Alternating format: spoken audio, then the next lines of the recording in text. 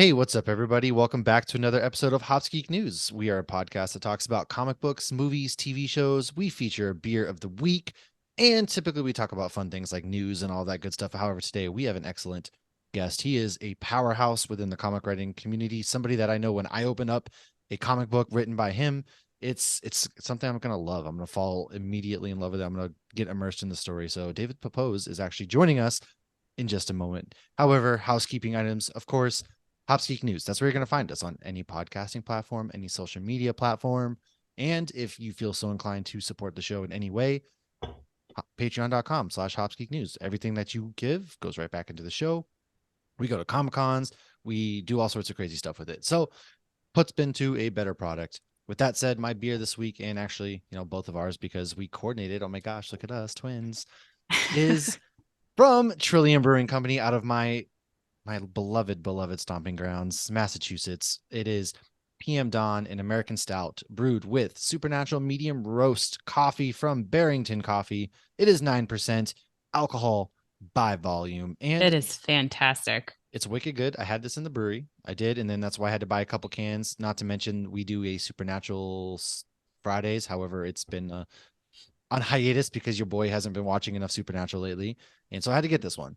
And on the side of the can, it says brewed with single origin medium roast coffee beans from, oh God, as everybody knows, if you had $1 every time I can pronounce a name, you're going to be rich. So here we go. Sidama, Ethiopia by farmers Asefa and Molageta Ducamo. You did great. Look, I we didn't see fought the the good fight. supernatural. Now I got to take another picture with my Impala. Yeah, it says on the can, supernatural medium roast. Silly Well, goose. I don't know how to read. That's true. That's true. She lives in Florida, folks. We know how Florida is. They I've live lived by here their my own whole life. rules. I'm Even subject to their education system. kind of concerning because she has her law degree, so can't read. No wonder everybody's bankrupt and they come to you. But anyways, let's get to the man of the hour. David, welcome to the show. How are you doing today?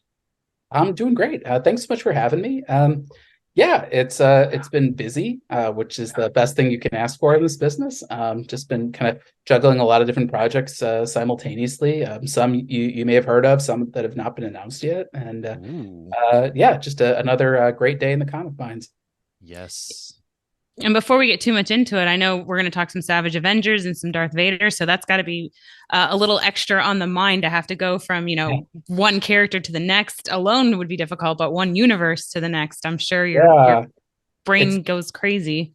yeah, definitely. And then between doing that and create our own work and yeah, it's a lot. It's like shifting gears in a car, and you sort of get a sense of what the pacing and vibe and tone feels like for each different project.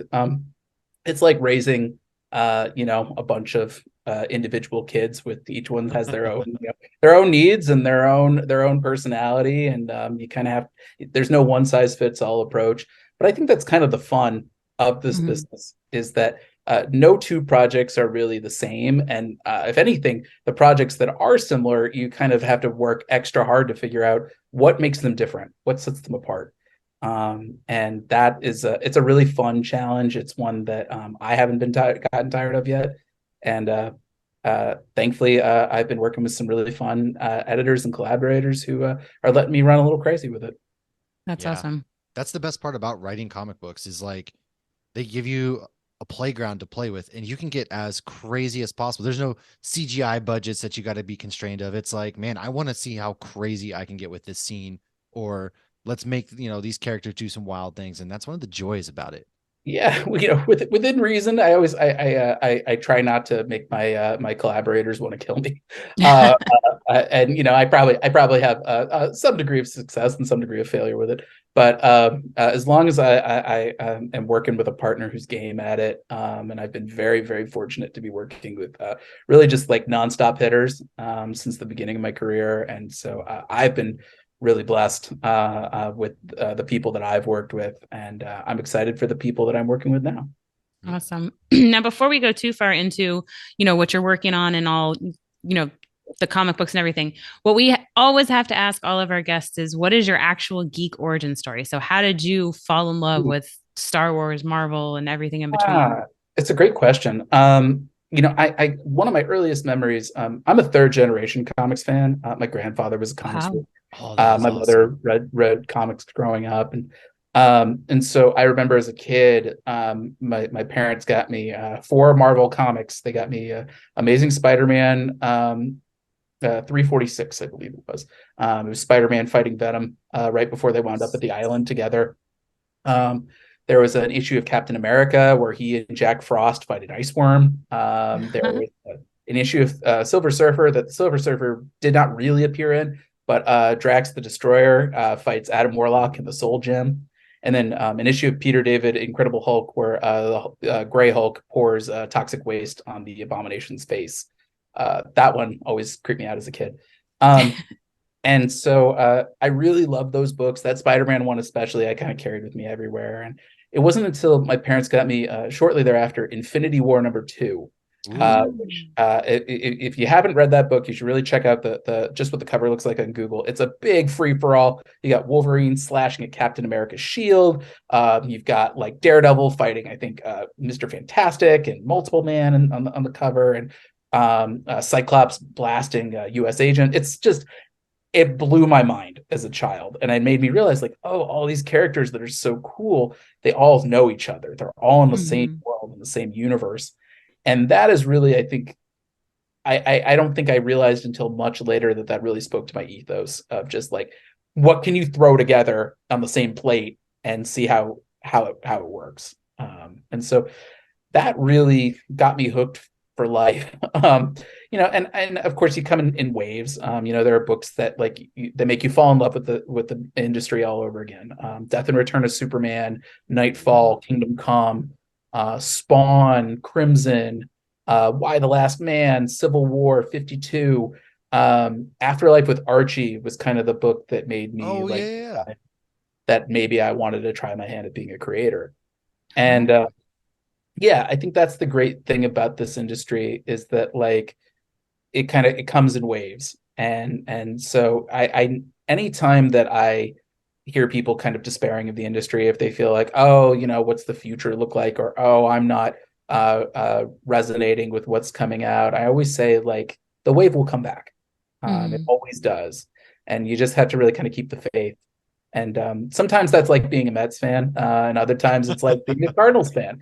But I think you just I love comics kind of just through thick and thin. And it's I've been really fortunate and privileged to kind of make my passion my career. And I'm just really excited to be here, and I've been really grateful for the opportunities I've been given. Yeah, that's awesome. And that before we go into Savage Avengers, though, that makes sense, because there's so many amazing characters that are in that book that you suddenly see together. So it's like, oh, that right there, you brought that from your childhood. Anything Avengers related, that's why they're probably my favorite property in comics, is because that is the ethos, is just throw the best toys into the same room and see what happens. Now, growing up, falling in love with these characters all working together at a very young age, what was it like then seeing the MCU come to life as a grown-up? Oh, man, honestly, I don't know if I believe in the multiverse, but I'm glad that I'm in the universe that like superheroes became like the big. I say thing. This all the time. I can't imagine it. It sort of felt like faith rewarded in a lot of ways, and not even just with the MCU, which I love the MCU, and I'll circle back to the MCU in just a second, because I came to that from, I think, a very interesting place. But I even just like the first X-Men movie coming out. The Spider-Man movie coming out. I always say that Spider-Man movie was kind of like what I think creators from a generation ago saw the first Christopher Reeve Superman movie. Yes. Like I kind of walked out of that theater just really stunned and thinking, oh, I want to have a career in the arts over that. Just watching Spider-Man kind of running across like buildings, watching the way that he navigates the city. It was such a visceral way of watching my favorite character of pop culture navigate the world in a way that I had never really envisioned, and it like burned itself into my brain. It was also, not for nothing, but that movie captured perfectly like Spider-Man. Like you had it all. You Spider-Man saving the city, and then at a point it's like you mess with one of us, you mess with all of us. And it's like that's what Spider-Man is right here. Like it captured Yeah. everything. It was It perfect. really and yeah, the MCU, is great because I had just dipped my toe in the industry for the first time as the MCU was coming out. I My first job in comics, I was an intern at DC Oh, during the summer of 2008, which was when Iron Man and Dark Knight Yeah. came out. And yeah, it was one of those, it kind of felt like Faith Rewarded all over again, where I had sort of just dipped my toe into this business, sort of just starting to comprehend that like people made their living this way. And that something that I grew up in Missouri, I didn't have any creative role models, so to speak. It kind of was the first inkling of giving myself permission to try to pursue a creative career, and seeing the culture kind of follow that, bend in that direction. And particularly, seeing the Nolan Batman movies, but really you saw what Iron Man did, and you saw it kind of leading into Hulk. And then it was really, I came back to New York for school during that summer when Captain America came out, and you saw that trailer for Avengers, and you realized like something just shifted in the culture. Yeah.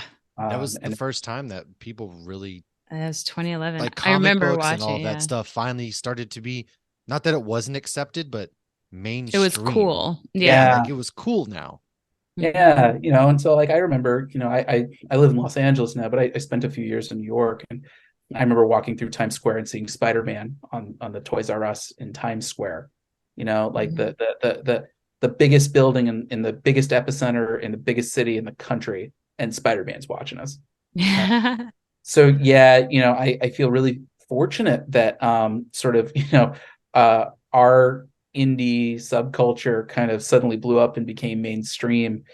And I think that's a responsibility. I think that every creator owes it to the next generation to keep evangelizing for the medium and evangelizing for their characters, and just really never shutting up about comics, and trying to bring people in, because I think that that's the great thing about this medium, is that it's a wide table that can seat a lot of people. But the best part is we can keep making that table wider, and that's something I really try to bring. That's something I always think about whenever I'm starting a new project. Awesome. For sure. There's always like making the table wider. There's no, everybody's like, where do I start? Where do I start? And it's just like, because it can be overwhelming. Well, Yeah. pick up what cover jumps out to you, read it, Yeah. and then you can go either direction from there, because guaranteed there is 9 different things that are going to be related to that right within that vicinity that are going to capture you. And then you're just going to branch out from there. Yeah. And I will say to anybody who's never read because I didn't get into it, actually, Spider-Man and X-Men is what got me into it. And then I wanted to know, like, I had one friend that would give me backstory, and I was like, well, I want to know more. So that's when I started reading.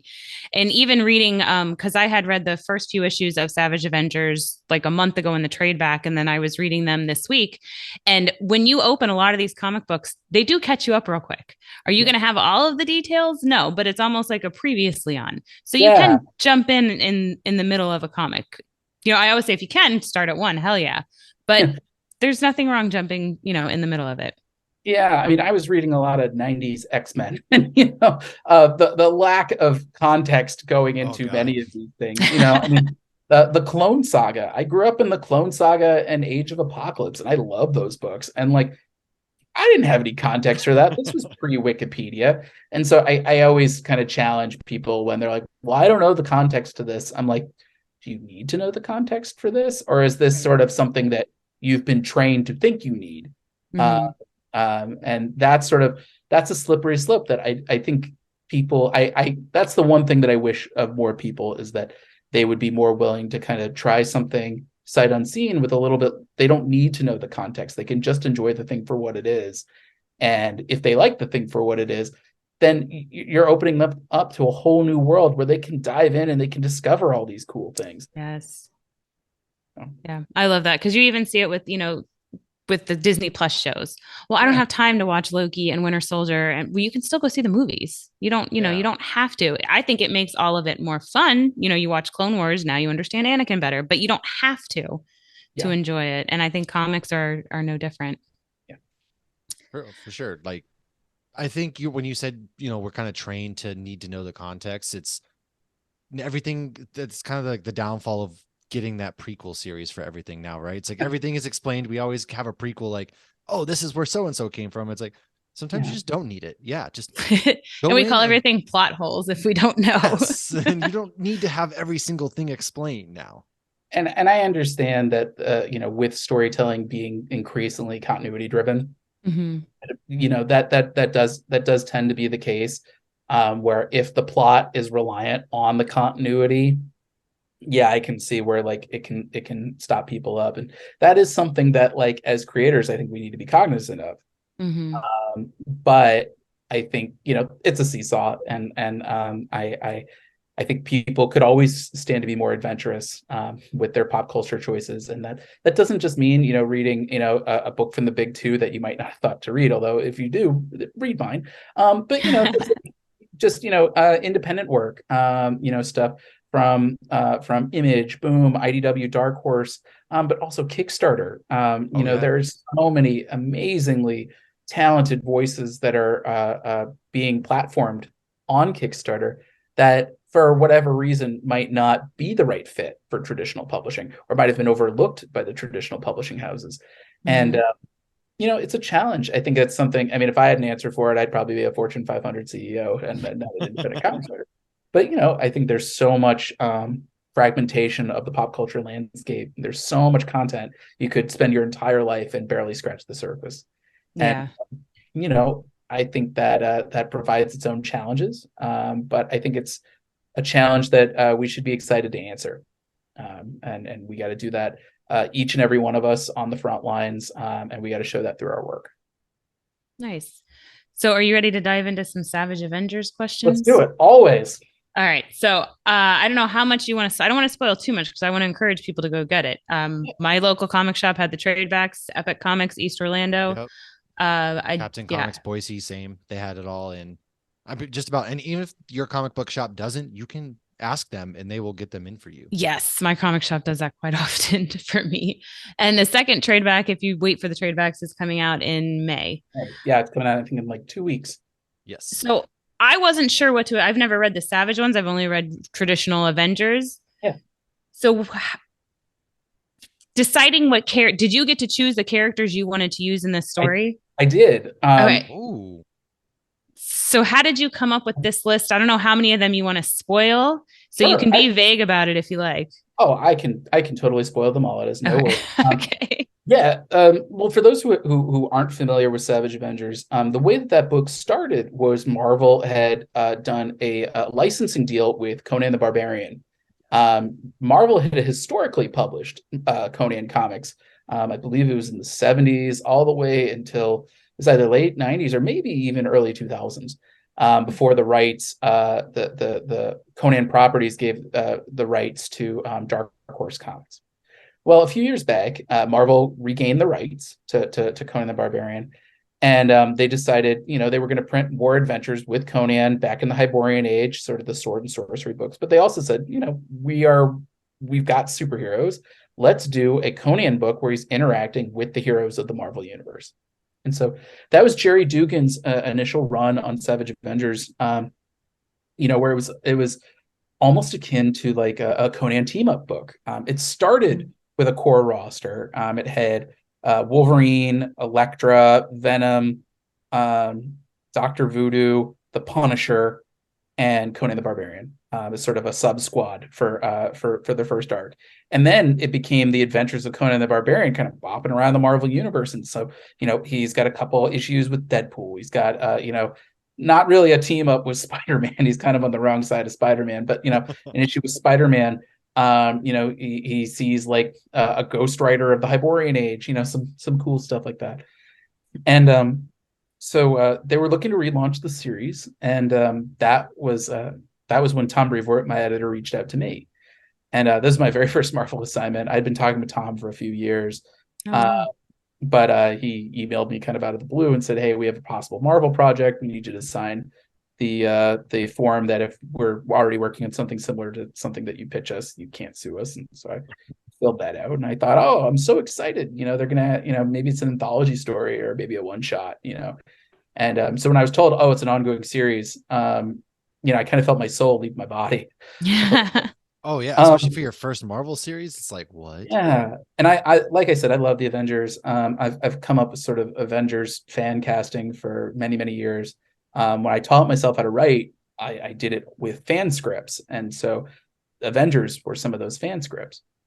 And so the thing was, they said, well, we're looking to relaunch Savage Avengers. Do you have any ideas?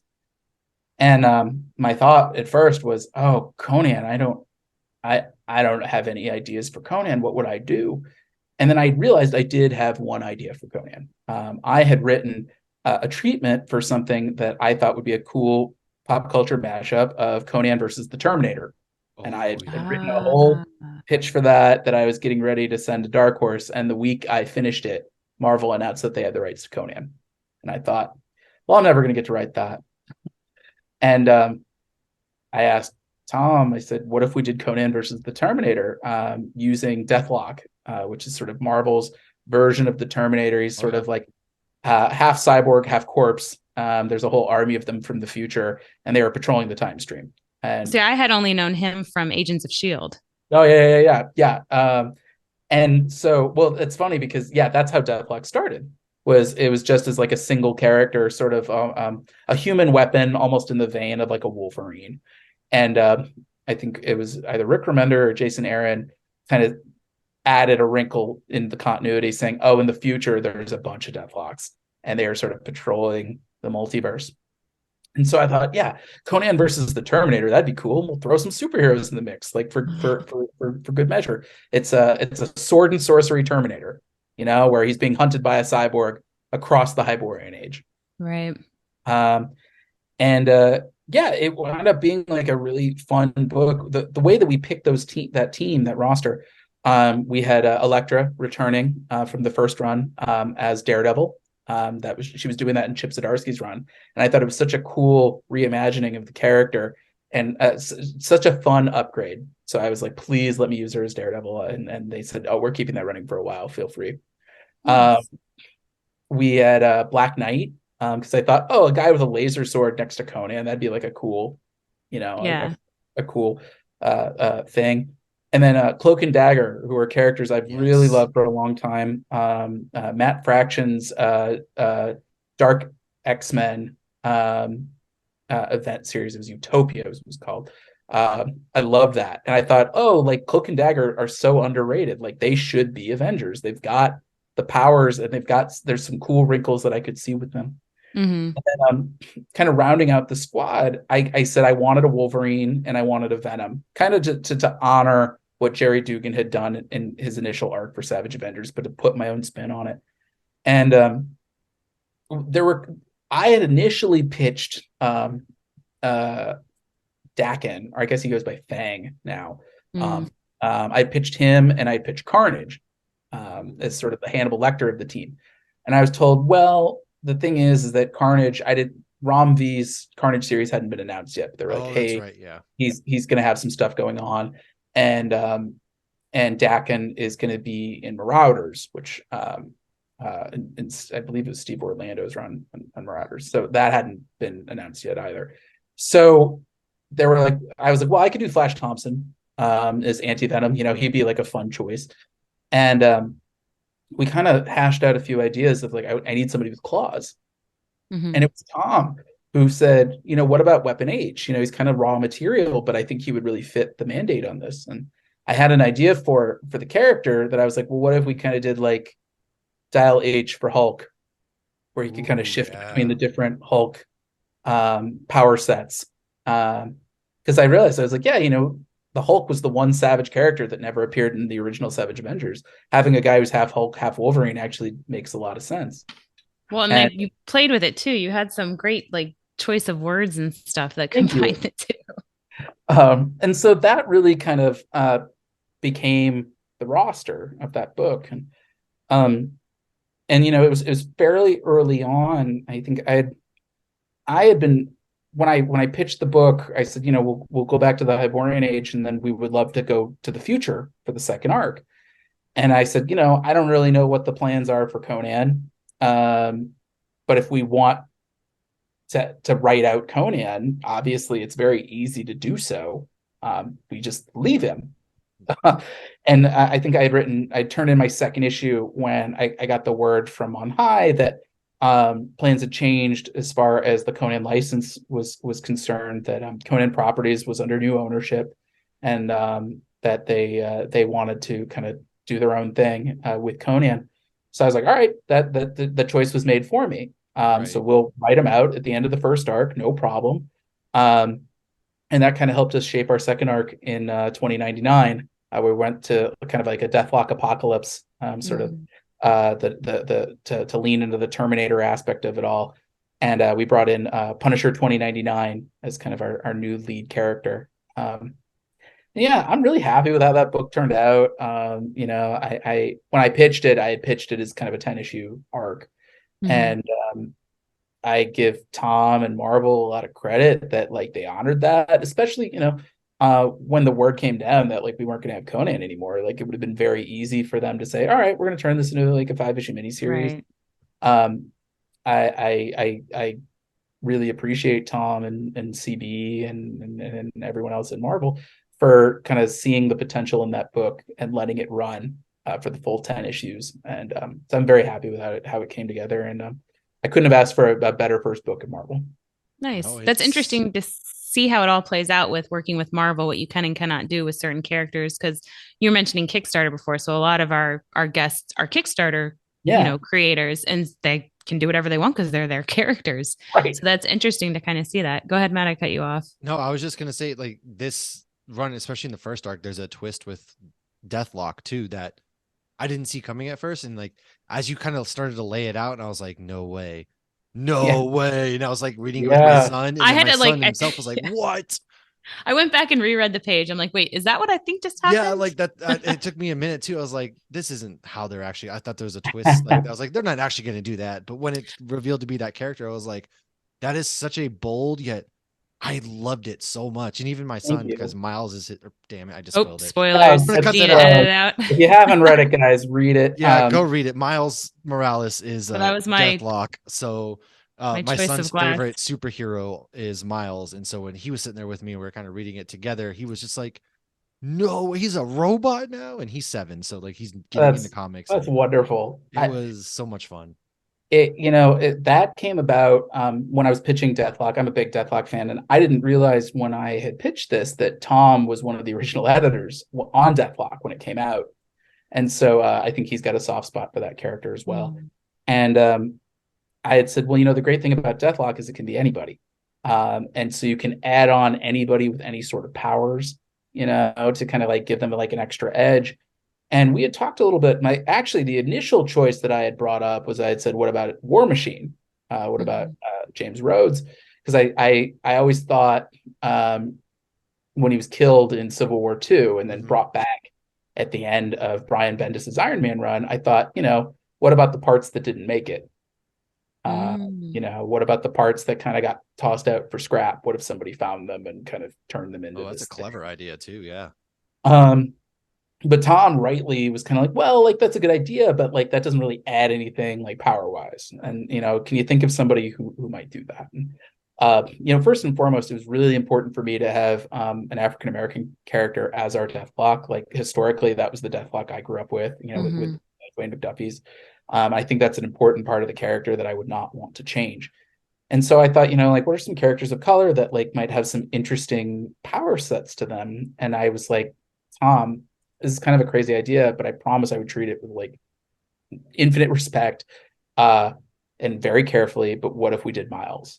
With the spider strength and the wall crawling and the invisibility and the venom blasts, like that's a guy who could take on a whole super team. Oh yeah. And for our first 3 issues, yes, he does. And it wound up being, I think, one of the most rewarding parts of the process for me. Like I said, Spider-Man is the reason I'm here. That is the character I grew up with. He's my favorite character in pop culture. And I think the thing about Miles that's so great is he's bringing that same experience to a whole new generation of readers, and a whole generation of readers who have been historically overlooked. I think that's my favorite part of Into the Spider-Verse is, they say anyone can wear the mask, but Miles was proof of that in a way that, as much as I love Peter Parker, can't be. And so getting a chance to write Miles and add a small bit to his story is really meaningful to me. And he's just such a wonderful character. And what I wouldn't do to write more of him, I've asked. He's a really fun character to write, and really kind of was, I think, the secret ingredient that made Savage Avengers, like, I think, come together in a really fun and interesting way. Yeah, no, it definitely did. Well, and it was fun when you were first introducing a lot of the characters because, most of them I know from the movies and the TV shows, Cloak and Dagger and everything, but it was nice to see them because the TV show I felt like was a little more of a younger audience. Oh, yeah. So I'd like to see a more grown up Cloak and Dagger, which you delivered. You. But Dane Whitman is a character a lot of people are not familiar with at all that we met in Eternals. So it was fun to actually, because we did a little bit of comic origin research on Dane Whitman, but I had never read him. So it was kind of fun to see, his little parts in action and because I'm looking forward to more of him on the big screen. Dane weirdly became like one of my favorites to write out of the whole roster. A little behind the curtain stuff is when I pitched this, Tom had initially advised me Conan and 5 people. That's what I would really recommend. And I said 5 people if Cloak and Dagger count as one person. But as we were talking about it, like I had a fairly long list of names of people that I sort of had to whittle down. Like I know I had pitched Black Widow as somebody on the roster and was told she was being used elsewhere.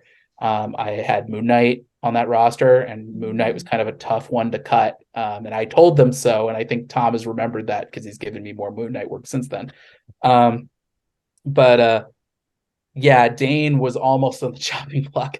And Tom kind of rightly steered me in the direction. He's like, well, like you probably should have somebody who like knows Avengers lore, that like knows the history stuff, so you can ease that in very quickly. But also he's in this Eternals movie, and this is the best possible time to do anything with Black Knight before he takes off.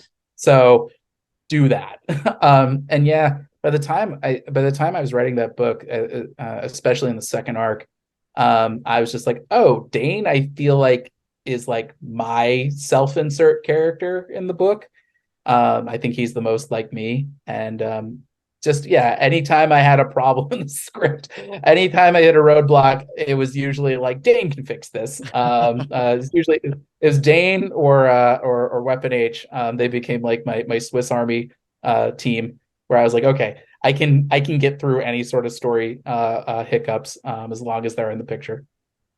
Nice. I like seeing Elektra as Daredevil too. Yeah, no, cool. I like that a lot. And then we also will talk about that in a second because you mentioned getting more Moon Knight run, which I definitely want to talk about that more. But which of these characters for you did you go in? Yeah, you got to choose them all, but was there anyone that you were surprised how much fun they were to actually write that you didn't think they would have been as fun going in?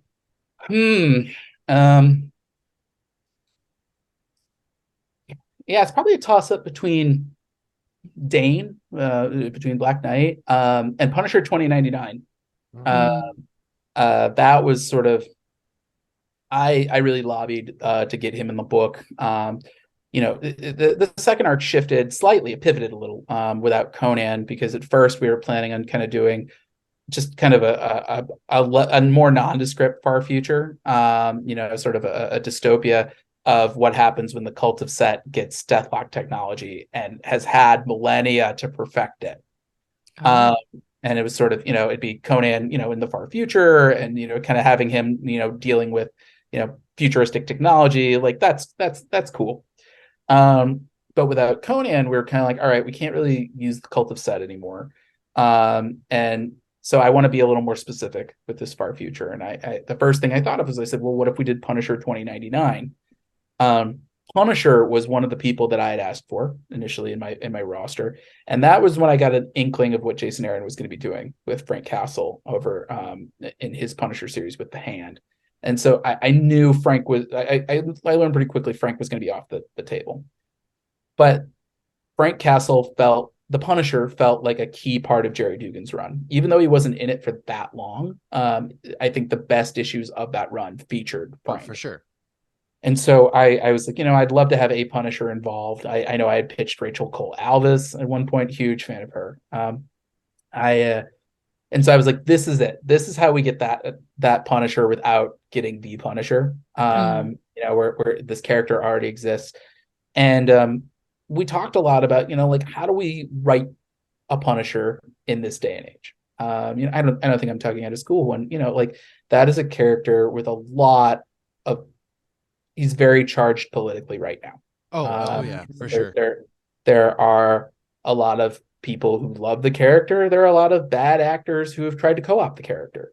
I have no idea what the Punisher actually stands for, but have adopted his symbol in just or sort of taken the metaphor behind the character in the least charitable way possible. Exactly. And I think that's because as a character, like, Frank Castle represents, he is very much a product of his time. Like, it's no coincidence that, like, he came out the same year as, like, Death Wish, and has gone on to represent things like the war on drugs and Reagan Law and Order, and I think that's a character who, as the culture has shifted, there's been a lot of questions of how do you handle a character responsibly like this, that you don't write it in a way that, somebody can walk into a Walmart and walk out with a handgun and think they're the Punisher. Or walk into a school, thinking they're the Punisher.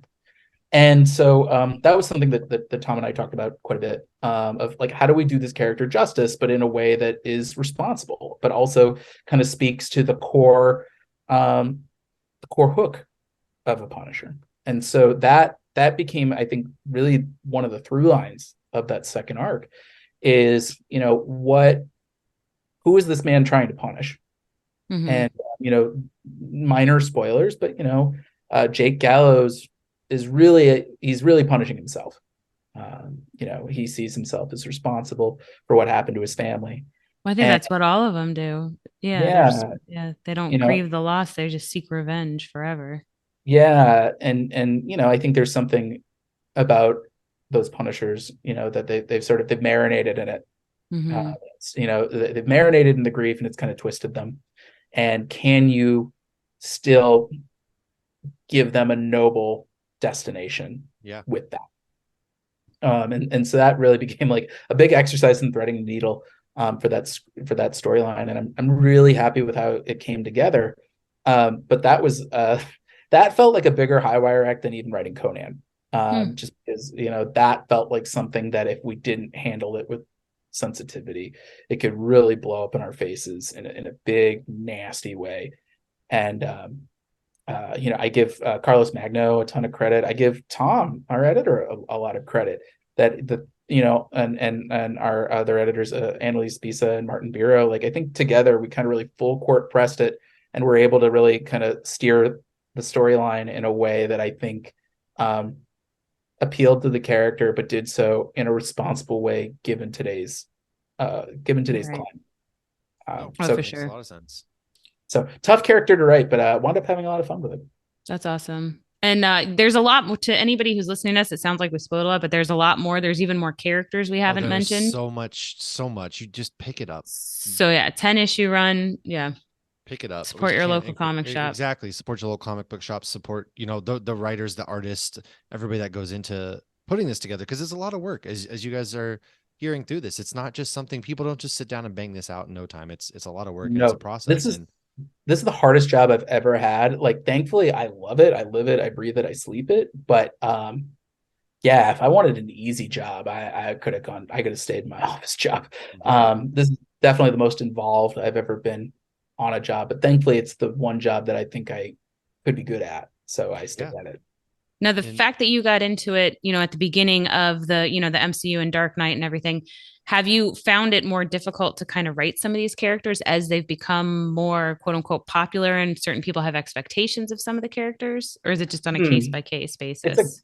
That's a great question. Yeah, I think for me, it's really about, it's who do I love? I think especially writing for licensed books, but even for writing your own creator-owned work, you always want to find what do you love about these characters, about this storyline, because life's too short to like kind of go through the motions on a book.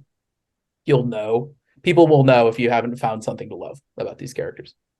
So, um, yeah, I think for me, maybe I think the only characters that have been super intimidating. Yeah, there's ones that like, I wrote a Spider-Man story with Peter Parker for Spider-Verse Unlimited. That was really intimidating. Characters that are, I think the bigger and broader they are, the more intimidating they are. I have a Hulk annual coming out next month.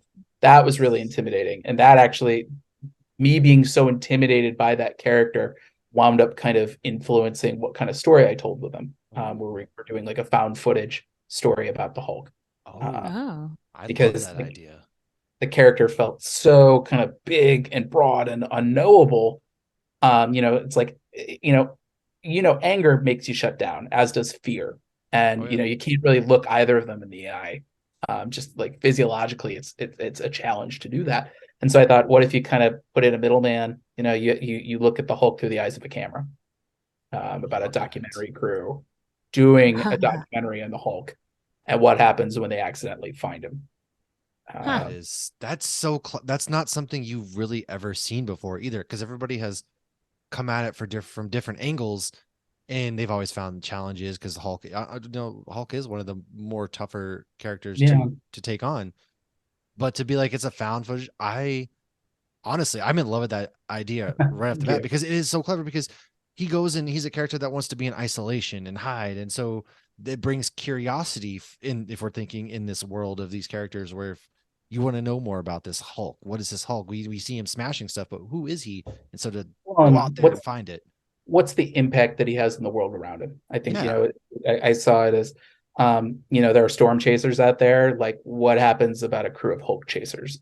You know, Oh, I love, and I mean, Hulks are just as powerful and dangerous as tornadoes at the same time. So, Mm.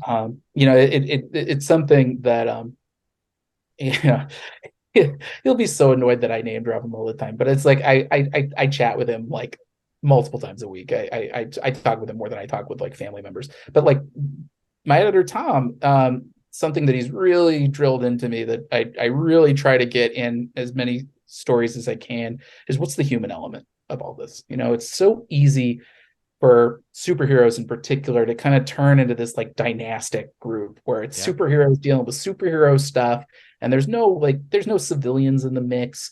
Mm. It's not even, it doesn't even feel set in the real world, and that's what Marvel in particular is about. It's the world outside your window.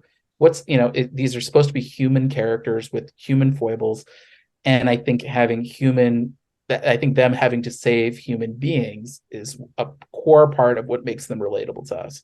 And that's why, supporting characters are so important. That's why you see Spider-Man rescuing Mary Jane, Yeah. or rescuing Gwen, or Carly Cooper, or what have you. Is it serves to humanize him. It serves to keep that foot in the human world while he's got the other foot in the superhuman world. And I thought for this story in particular, we have a camera crew who they're really our main characters in this book. We are sort of watching them in almost a Cloverdale kind of situation where they are caught in the middle of a Hulk rampage. I don't think it's spoiling it too much. It says it in the solicits, but like it's Hulk versus Giganto, and Ooh. these guys are caught in the middle. Not everybody makes it out of that situation in one piece. How can you? And I think that really speaks to both the Hulk's impact on the world, but also kind of it's using the camera as a mirror, as a reflection Yeah. on kind of the monsters inside of all of us, whether that's ambition or greed or just not reading the room. So I'm very excited with that story and how it's coming together. I'm working with artist Kaio Mahato on that. He did a story in Edge of Spider-Verse recently with Aranya, with Alex Segura. Yeah, really talented guy, and I'm very excited to see how this issue comes together. That's awesome. And so shifting gears to another thing, you also are getting to bring another character, not quite Lauren. We're bringing sorry. I was Scarlet holding up the Scarab's Darth first Vader ever comic. No, you will be Sorry. bringing Scarlet Scarab to the comic book world for the first time. And thinking of like intimidating, was that kind of a daunting task when they came to you, or did you go to them? How did that process come about? We reported on that news, and I didn't even know that you were the one working. That's fun. I'm Yeah. excited. So the way that came together, it was very intimidating because, like I said, I'm a huge fan of Moon Knight. My first book, Spencer and Locke, had little tinges of Moon Knight. That was sort of my that was about a police officer who has like hallucinated his own best friend. It was Calvin and Hobbes meets Sin City. Sort of, that Calvin and Hobbes, affect what happens when you're a hard-boiled cop and you're still doing this. What was your upbringing like that you need to do this? And I remember when that book came out, that was the first time that anybody ever said I should write something for the big two, and they said it was Moon Knight. So I've always kind of like, okay, Moon Knight, like that'd be really cool. And like I love the Warren Ellis and Declan Shalvey run. Jeff Lemire and Greg Smallwood did some really cool stuff. And as you know, Moon Knight is in right now. Between the Disney Plus series and Jed MacKay just absolutely killing it on his Moon Knight run. Moon Knight's having a moment right now. So they had the Moon Knight Black, White, and Blood series that Tom Brevoort asked me to do a story on. So I did a kind of a story that was almost like The Hangover for Moon Knight, with Leonardo Romero. He walks into a diner all beat up, and all of his alter egos are sitting in the booth, and he's got to figure out like, all right, who's responsible for like the knife wound in my shoulder, and typical Hangover. Yeah, Jake Lockley's like, actually, that's a claw from vermin. That was me. I fought him in the sewers tonight. And he's like, oh, what's this burn mark on my shoulder? And Stephen Grant's like, oh yeah, we were fighting Crossfire in the financial district. He had magnesium around, so don't worry about it. And I told Tom when I had to cut Moon Knight, I tried to get Moon Knight in Savage Avengers multiple times. I'll tell you another little secret about that, which was the original plan for that second arc was I was going to have a whole team of futuristic Avengers teaming up with our modern day Savage Avengers. And I quickly realized that I do not have the page count to like juggle like 16 characters. Oh yeah, without a doubt. I was juggling a lot with what turned into a 10-man cast. That was sort of the upper limits of what you can fit in 20 pages a month. And so Moon Knight was going to be a part of that. I was going to do like a Dark Knight Returns version of Moon Knight, kind of in this far future. And so I had to cut that. And I told Tom that it broke my heart to cut it because I love Moon Knight so much. And it broke my heart to cut him from the roster because I love Moon Knight so much. So I think he heard me. And so he's like, hey, we're doing this Moon Knight anthology. Do you want to do a story? And I was really happy with how the story turned out. And Leonardo Romero did the art on it. And it's just a next level, fantastic artist. And so I think Tom just remembered that I really like Moon Knight. And so he messaged me. It's going on almost a year now, since we've been working on City of the Dead. It's been a minute. And he said, hey, we want to do a mini series with Moon Knight. He's in right now. Like, let's do some more stuff with him. Do you have any ideas? And you're like, do I play? I mean, that's cool. Smart. Yeah. Play it cool. I was honestly so intimidated, because like he's a character who, like, I know it's reductive to compare him to Batman, but there's a lot of Batman without a doubt overlap. And also just like, I thought it was intimidating enough to take over Savage Avengers from Jerry Dugan, to be writing concurrently a concurrent Moon Knight story with Jed, who I didn't know Jed at the time. I met him, super nice, very talented guy. But I was just like, oh, that is tough. And so what happened was I was like, but the cool thing about Moon Knight is that like he's the ultimate kind of unreliable narrator. Like his mental state is really kind of a defining part of the character. Mhm. And I was like, I would love to do a story kind of like Inception with that. Oh. And I thought at the time, like, what if you did something like Inception meets John Wick, where like he's kind of, he has to bust into this like otherworldly realm to rescue a kidnap victim. And then I said, Tom, also like, listen, like, what if we had Scarlet Scarab in there as sort of like, you know, as a supporting character who I won't spoil exactly the angle I had for it, but it worked really well for this particular story. And I was like, you know, Scarlet Scarab was kind of the most unexpected part of the Moon Knight Disney Plus series for me. And I think she was probably the most engaging part of that. She was Oh, amazing. she was probably one of the more popular ones to come out. Like, by Yeah, I far. mean, May Calloway or Calloway, you know, she is just so talented and Yeah, she delivered it so amazingly engaging. well. So I was like, you know, it's also a rare instance of like the MCU kind of feeding back to the comics, not the other way around.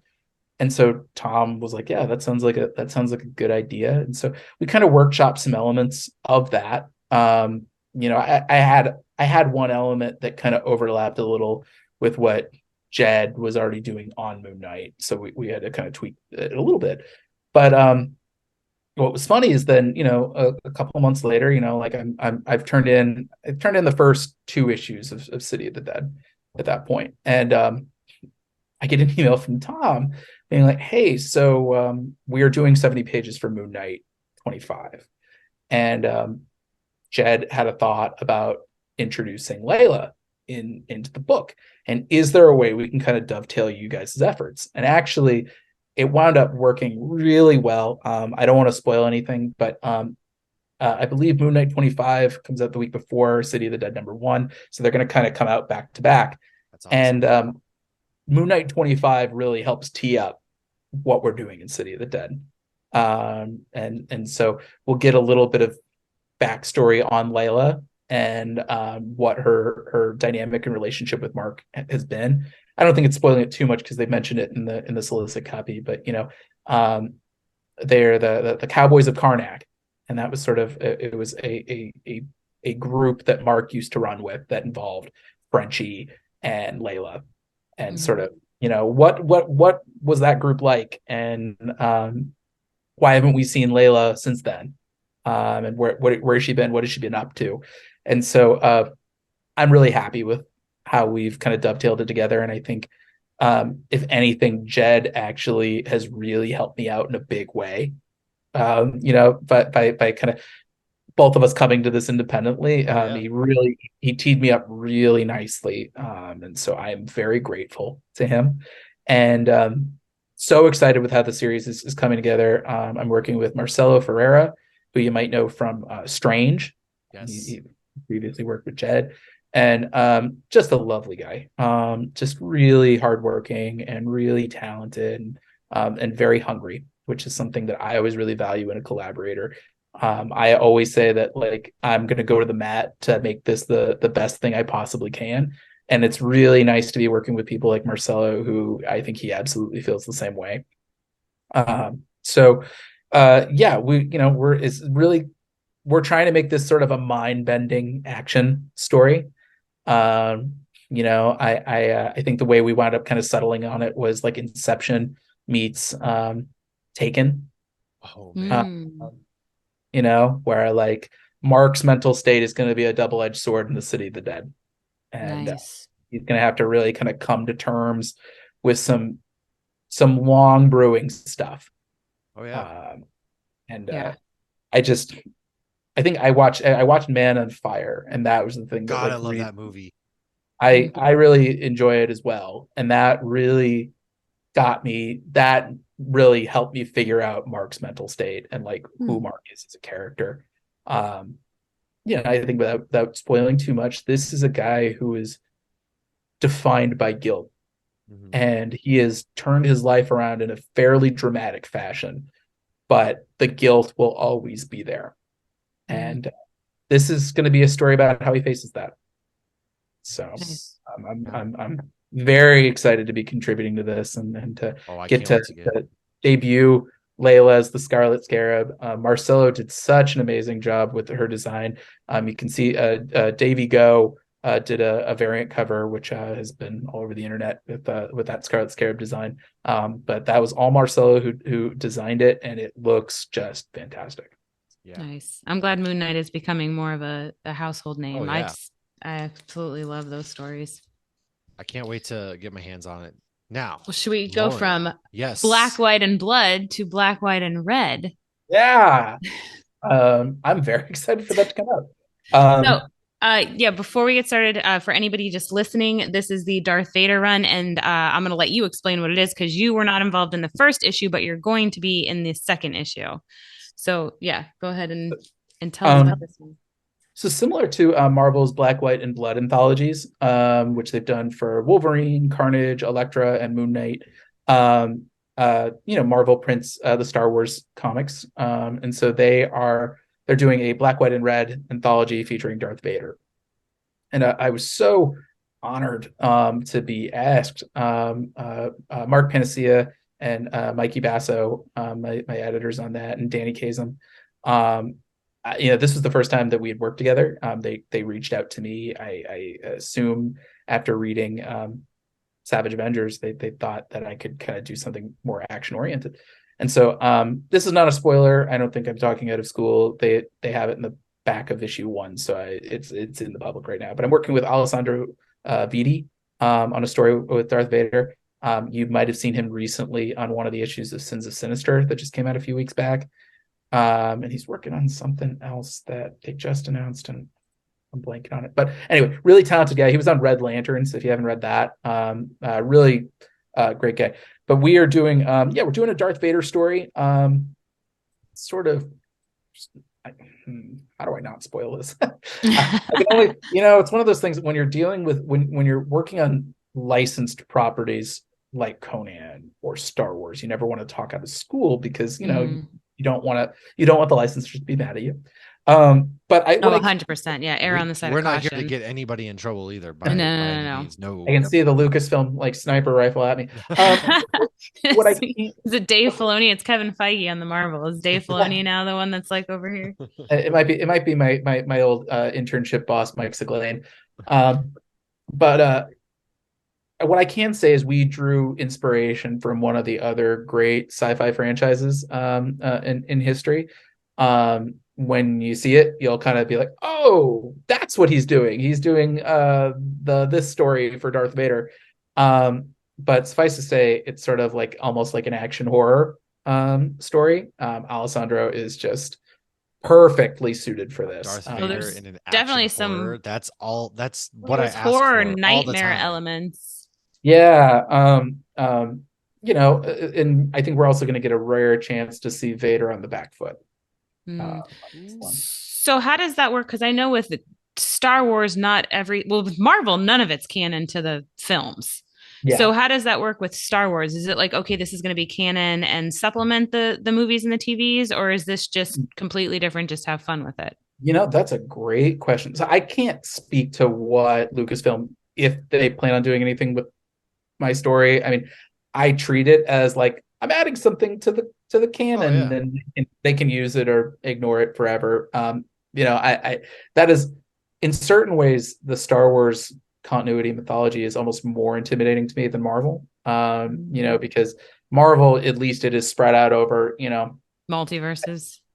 Over multiverses, but also there's like probably 40 different bases at any one time. You can think there's Spider-Man, there's Venom, there's Carnage, there's the Champions, there's the Avengers, there's right, there's the Punisher, there's Moon Knight, there's there's those kind of bases that then everything kind of flows out of. The Fantastic Four, whereas like Star Wars, you're really kind of building off of 9 movies, and that's where everything's spinning off of. And you've got stuff going on in between those movies or leading up to those movies, but those 9 movies are like the core. And it's very intimidating. So Lucasfilm was very encouraging about like, don't feel like you need to like draw from previous continuity. Like you can introduce your own stuff, which is very freeing for me. And they were very helpful in kind of steering me in terms of like, okay, this is a good idea. Like, here's how we kind of make it like Star Warsy, here's kind of the language you might want to, here's how you might want to name this like ship, for example, that sounds Star Warsy.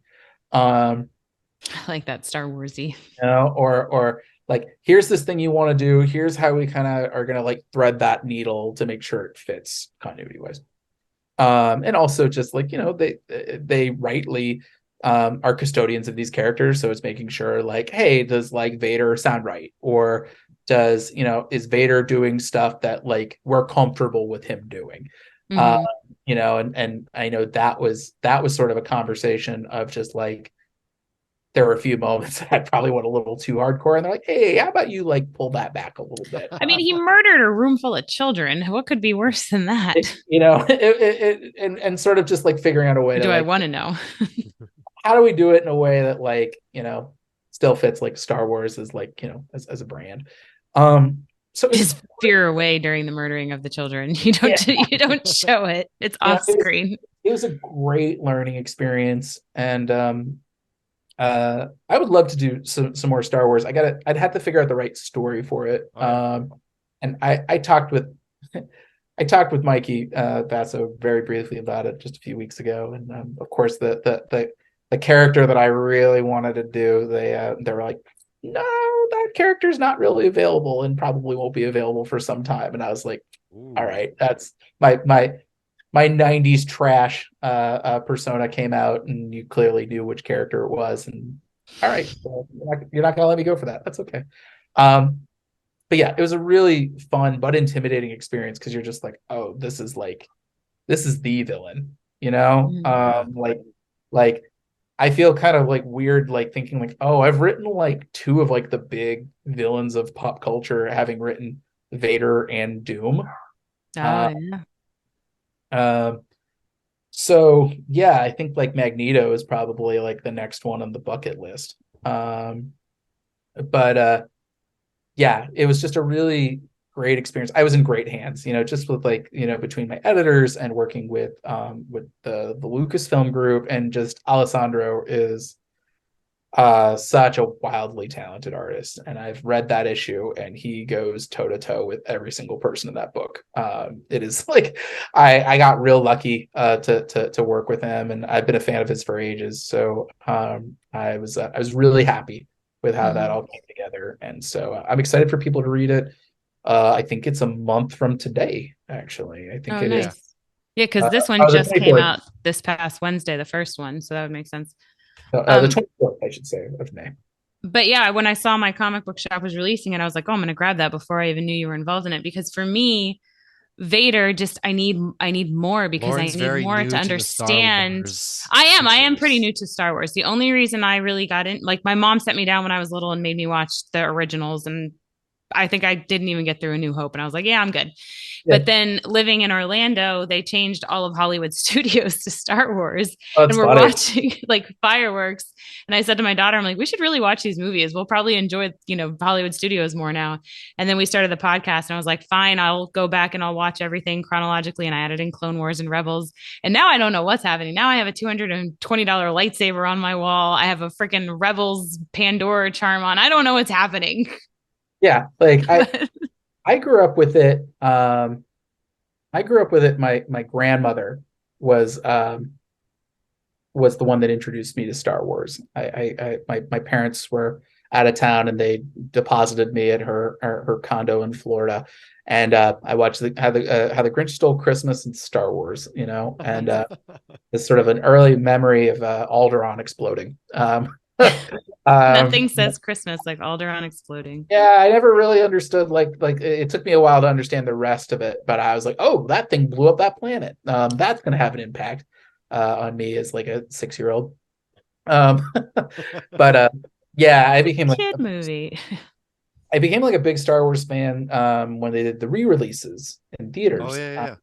I was 11 at the time, and so I had like a birthday party where we all saw Empire Strikes Back in the theater, and then I came home and played Shadows of the Empire in my N64. Yes.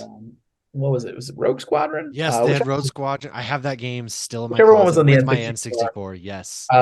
Yeah, went home and like, had pizza and played those games in my basement with all my best friends. We lived like kings back then. You know, we really didn't know how good we have it back then We when didn't know we how were good able we to had do it. stuff like that. Um, but yeah, I'm very excited. I've read the first two issues of Vader. I have not had it. They haven't sent me issues 3 and 4. But I can say the first two issues I'm really excited by, and also being able to share page space with Jason Aaron. Such a talented guy. Oh yeah. That seeing how his story has been unfolding, it's very cool, and he's got a very cool second installment for people. So May the 24th be with you. Love Ah. that. When it's Yes. May 25th is the anniversary, right? Of the Oh, first Star Wars That's movie? right. It was, is it yes. And really? then Oh my God. we're recording this the day before the Return of the Jedi is re-released in theaters for the 40th anniversary. So, a lot Yep. to be excited for. A lot to be It's excited so for. crazy. But yeah, my poor mom tried. It took her 30 plus years. And now my mom loves it because now she's like, yay, you know what I'm talking about. And she tells the stormtroopers at Disney that she graduated from high school the year the movie came out. Typical mom Oh behavior. yeah, you're right. Came out May 25th, 1983. I just love Star Yep. Wars, man. I Like, love it. There's something for everybody out there. Do you have a favorite Star Wars character? is this going to spoil the character you wanted to write for that you're probably Ah, not allowed to say? oh, Dash Rendar, man. Like Oh yeah. I'm Shadows of the Empire '90s trash. I want to say, But I don't know who that is. Do I? You yeah, don't, he was the you don't. protagonist from Shadows of the Empire, which I discovered in the N64, but then read the novel. And he's hopefully nobody gets mad at me for saying this, but it's true. He's like the Wish.com version of Han Solo. Like they needed like a Han Solo character kind of running around during when Han was frozen. Or was it no, wait, it was Shadows of the Empire. Hold on, I'm gonna look this up. I don't remember Shadows of the Empire. Trying to remember if that was before or after Han got frozen. Um yes, it was between Empire Strikes Back and Return of the Jedi. So that was the character that they kind of fit in to kind of do these stories in between Empire and Jedi. Without Han Solo there, they were kind of like Dash Mm. Rendar, and I just love him. And I think he's such a potentially fun character to write, in particular because I want to lean into the fact that everybody compares him to Han Solo and he hates it. That like he can be just as good of a smuggler in the galaxy without everybody constantly like comparing him to like the martyred Han Solo who was out there chilling in Carbonite and Jabba the Hutt's palace. I think beyond that, like I mean Vader for sure. Luke, I love his arc, particularly between Empire and Jedi. Oh As a yeah. kid, if he had to like if he had to say any of like which of the original trilogy was my favorite, I'd say the original. Mhm. However, the first like 20 minutes of Jedi, like as a child, I was just like entranced Well, you see because I Luke knew, all black and he's just like badass Luke all of a sudden. He's not yeah, like that whiny He's kid whiny in from A New Hope. Tatooine anymore. He's exactly. like, Jedi mind tricking everybody. Yeah, It's he's like really Uncle coming to his own. Owen. Yeah. Yeah, he's really gotten a lot of confidence, and I thought that was just like really cool. Um, but there's a lot of new characters that I also really love. Kieran Gillen did some great stuff with Dr. Aphra Oh yeah. and BT1 and Triple Zero. Um, and if I thought it was at all marketable, I would probably try to pitch a BT1 and Triple Zero story because they are just like they're We like need the like a evil one shot. R2D2 and Yeah. C3PO. They're like if C3PO and R2D2 were like unrepentant killers. Murderers. Yeah, Yes. and I love that. But I'm sure if I pitched that, they would be like, "Thanks, lose my email." So, maybe if my workload decreases, I might I'll send Mikey an email and be like, "Hey, what do you think about this?" And then he'll proceed to tell me to buzz off. But yeah, really fun experience and such an honor just to be kind of contributing one small thing Mhm. to galaxy a long time ago, far, far away. And yeah, I that is a book that I am so, so, so excited to sell at my con table. And I will sell that for as long as I Oh, have. hell yeah. Any upcoming cons you'll be at? Yeah, I will be at, let's see, I'll be at San Diego. I'll be Oh, never heard of that one. small independent convention. It's nobody's there. I'll be at Baltimore Comic Con. I'll be at New York Comic Con, and then I am in the process of scheduling. I actually need to get on this. A signing in Denver. Oh, Uh, nice. um, there was a retailer who backed my Kickstarter campaign for the highest tier, which gets him a store signing. So I will be Oh, wow. coordinating that sometime to come out around when City of the Dead #1 comes out. Heck yeah, that is That's rad. And if awesome. the people from FanX Salt Lake, because that's the closest one to me, want to get this man there, #1, so like everybody else can be introduced to his art, but also so I can come say, hey, what's up in person. Aside from the fact that I will be in LA in June, but get them there. Like Comic Cons, that's where I brought my son by your table when I was in Seattle, and Yeah, he really fell in love at comic books at that point. He was so enamored just seeing the physical copies and seeing all the people who actually created the media. And that's what it's all about, man. That's why I love My daughter just cons. wanted the Legos when I brought her to MegaCon this year. She's like, "Where's the Lego booth?" But I'm still working on Yeah, getting my it's kids to read comics. my son's he's in there. He's full in, he's Avengers, all that stuff, Miles, like I said, and that's what it's all about, folks. So as we wrap up, David, we always like to ask our guests, like, hey, is there anything that you want to leave the audience with? So is there anything that you would like to parting words from you of wisdom?